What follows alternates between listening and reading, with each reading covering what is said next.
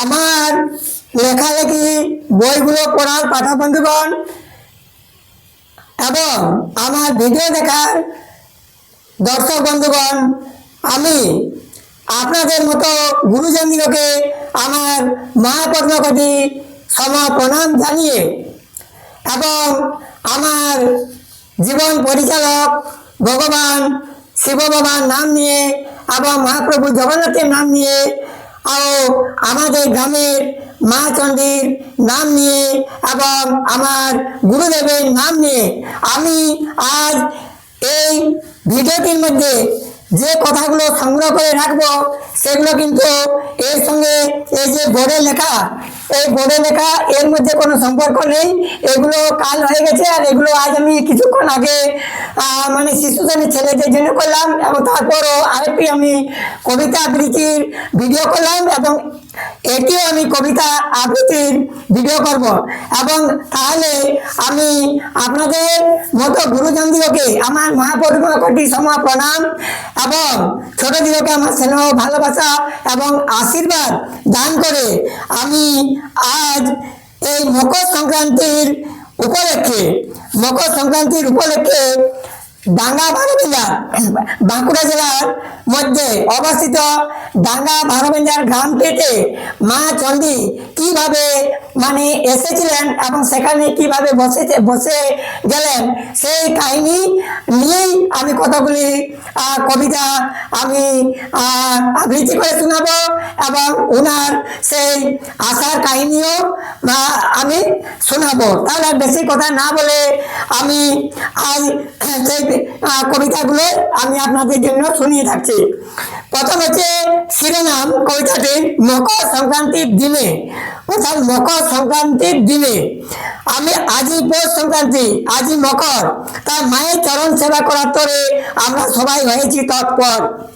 মায়ের চারদিকে কত সাজসজ্জায় সজ্জিত হয়ে রকমারি কত দোকানপাটের আয়োজন, কত আলোয় আলোকিত হয়ে করে ঝলমল, নতুন সাজে আমাদের সবার পুলকিত হয়ে ওঠে মন। কেবল মায়ের চরণ পাবার করেছি আমরা পণ, কিন্তু মায়ের দেখা নেই মিলে, তাই আমরা সবাই ভাবছি পড়ায় বসে, এসো না করুণাময়ী তোমায় ডাকি বারে বারে, তুমি করুণা করে মোদের দেখা নাই দিলে, তোমার মণ্ডপে মাথা কুটে জীবন করব বিসর্জন, তুমি আর সকল কর্ম ছেড়ে আমাদের সম্মুখে হও প্রকট।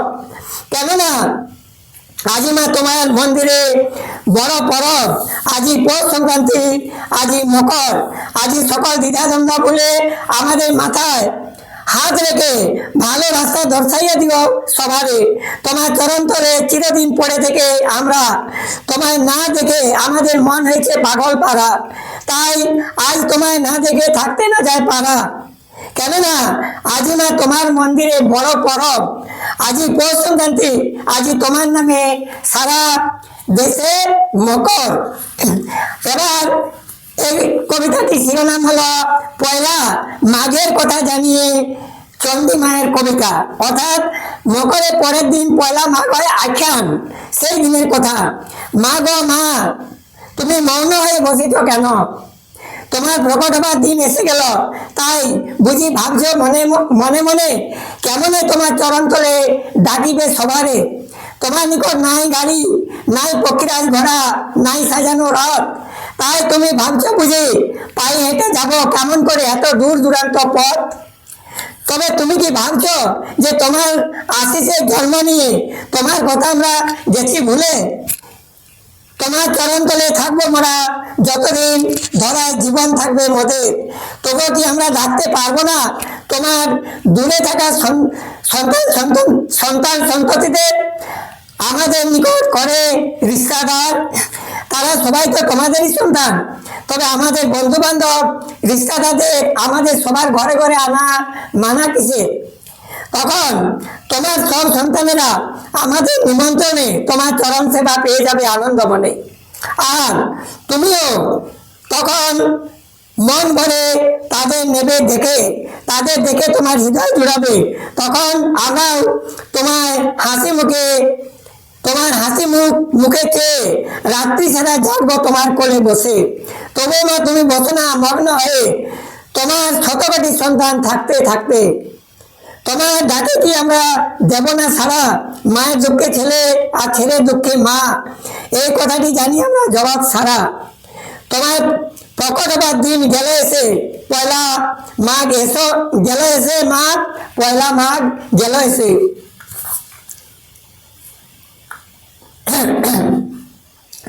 এবার এই কবিতাটির শিরোনাম হলো মা চণ্ডীর দর্শন। আমরা যেমন মানে কি বলবো, সেই মা দুর্গার পুজোর দিন মানে মা দুর্গাকে এক সময় খ্যান হয়, সেই মা দুর্গা রূপটা যেন আলাদা প্রকৃতির হয়ে যায়, মনে হয় যেন মা দুর্গা স্বয়ং মানে একদম জাগ্রত অবস্থায় আমাদিগকে দেখা দিয়ে চলেছেন। সেরকম ওই আখ্যান দিনে মা চণ্ডী কিছু সময়ের জন্য মানে আমাদেরকে মানে ওনার আলাদা রূপ দেখিয়ে আমাদের মনকে যেন উতলা করে তোলেন। আর সেই মা চণ্ডীর দর্শন পেয়ে এই কথাই আমি বলবো, এটির নাম হচ্ছে শিরোনাম যে মা চণ্ডীর দর্শন।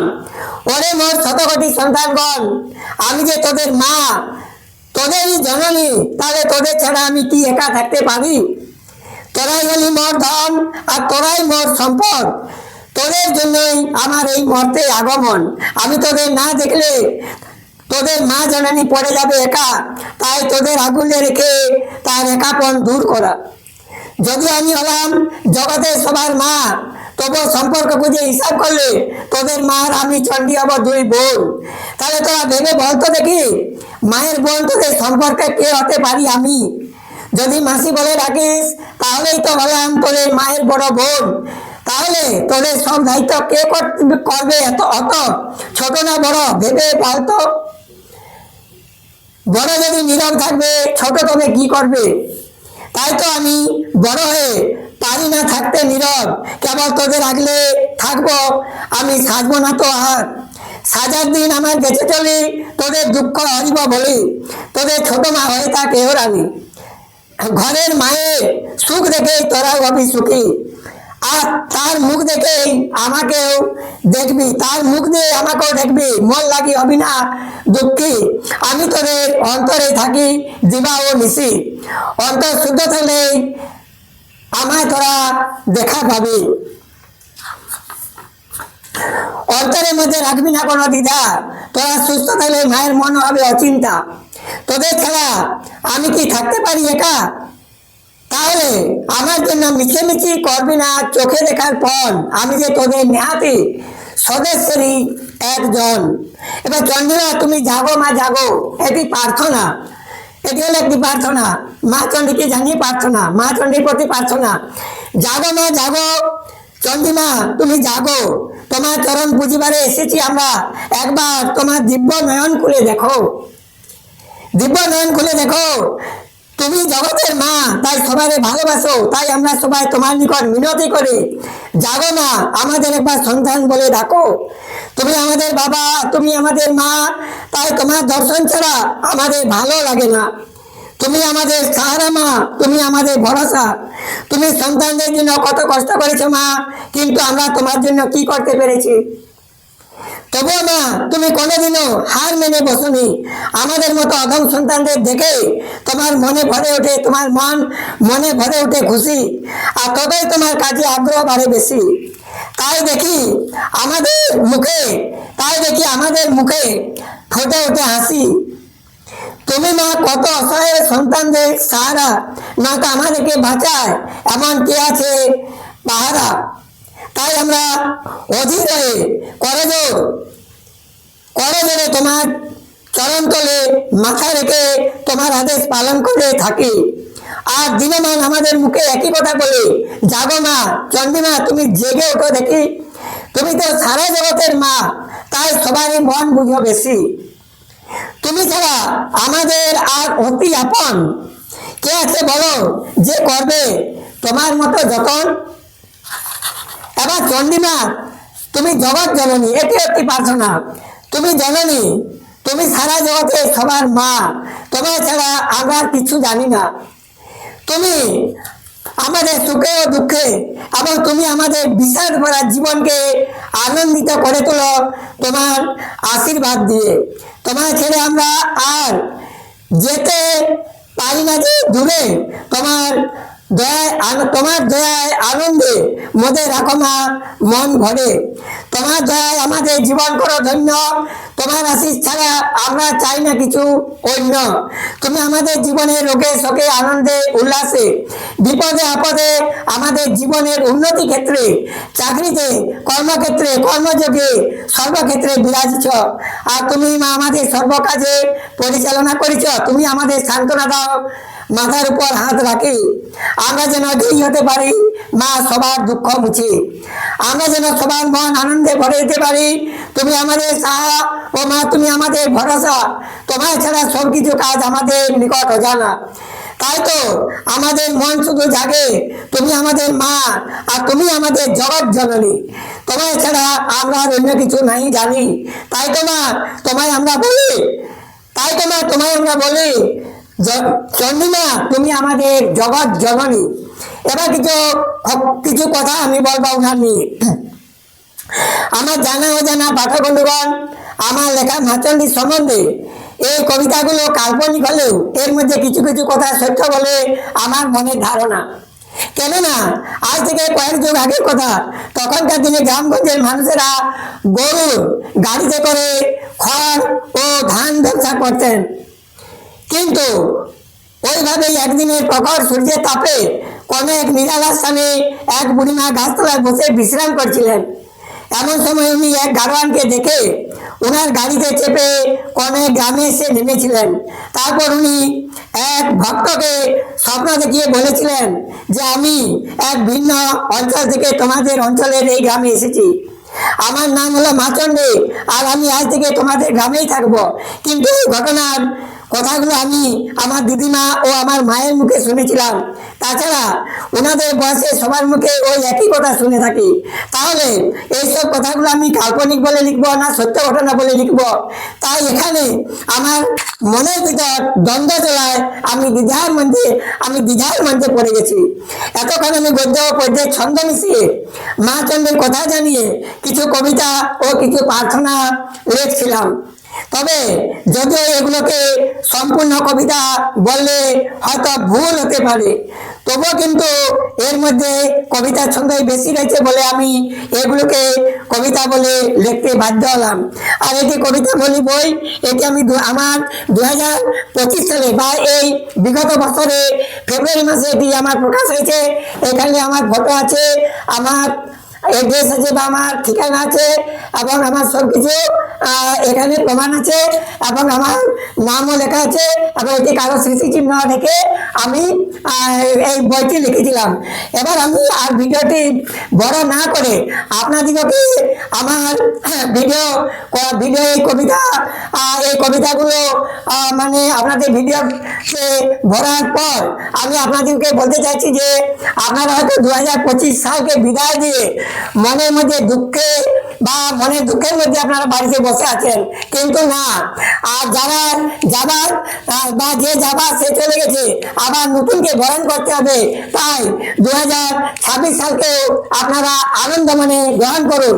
কেননা আমরা ছোট সময় মানে হয়তো অষ্টম শ্রেণীতে পড়েছিলাম যে সুখম আপতিতম সেব্যম দুঃখম আপতিতম তথা চক্রবৎ পরিবর্তনকে সুখানিচ দুঃখানিচ, অর্থাৎ আমরা সুখটাকে যেভাবে উপভোগ করে থাকি দুঃখটাকেও সেইভাবে আমাদের উপভোগ করা উচিত। কেননা দুঃখ ও সুখ দুই ভাই, এক ভাই যদি চলে যায় তবে আরেক ভাই অবশ্যই আমাদের নিকট বা আমাদেরকে মানে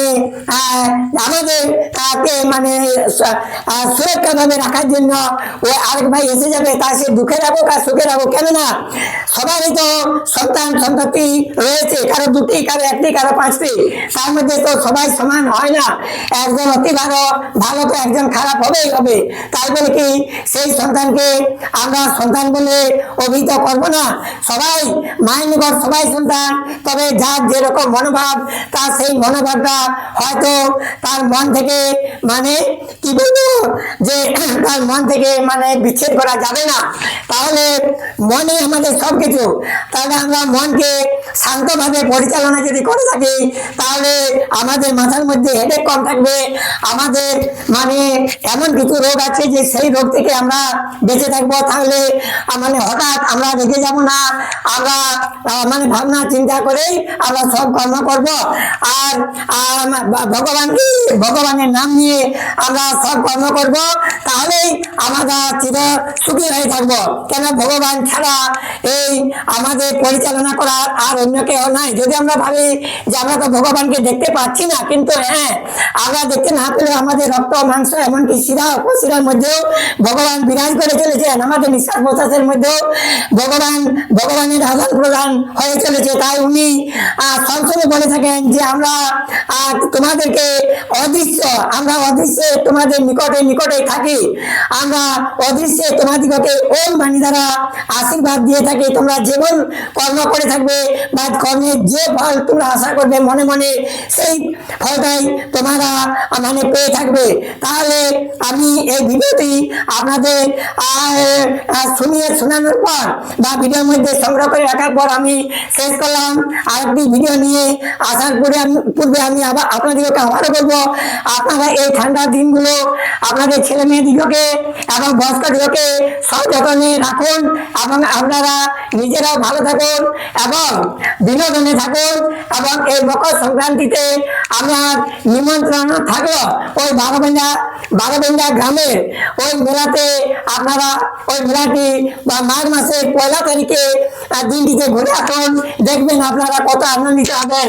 তার মধ্যে কত রকমের জিনিসপত্র বেচা কেনা হয়ে চলেছে, কত সুন্দর মেলাটি। মা চণ্ডী যেন স্বয়ং আজ ওখানে নিজের লাল পেড়ে কাপড় পরে যেন বসে আছেন। আপনারা যদি সেখানে ওনাকে মানে কি বলবো প্রণাম করার সময় চোখ বুঝে ওনার স্মরণ নিতে পারেন, ওনার স্মরণে আসতে পারেন, তো নিশ্চয় আপনারাও ওনার আশীর্বাদ পেয়ে থাকবেন।